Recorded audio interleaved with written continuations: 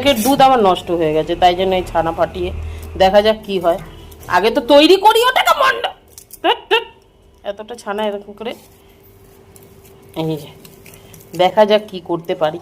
প্রথমে মাখি তো ভালো করে ছানাটাকে। আমি কিন্তু আগে কোনোদিনও রসগোল্লা ট্রাইও করিনি, বানাইও নি। আজকে দেখলাম মানে এক প্যাকেট দুধটা আমার নষ্ট হয়ে গেছে, তাই জন্য বললাম কি করব, কথাটা তো এরকম করে রাখি। এখানে যতটা ছানা ছিল তার পরিমাণে যদি খারাপ হয় আগের বার ভালো ছেড়ে দিচ্ছে, তাই দেখো এখানে যতটা ছানা আছে মানে তার পরিমাণে 1 ভাগ ময়দা দিয়েছি, 4 ভাগের 1 ভাগ ময়দা দিয়ে ভালো করে ছানাটাকে মেখে দিয়েছি। ছেড়ে ওরে ভগবান, কেন এত আমাকে বিরক্ত করিস।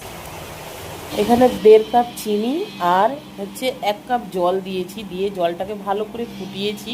তার মধ্যে অল্প একটু গোলাপ জল দিয়েছি, বেশি দিই অল্প একটু দিয়েছি।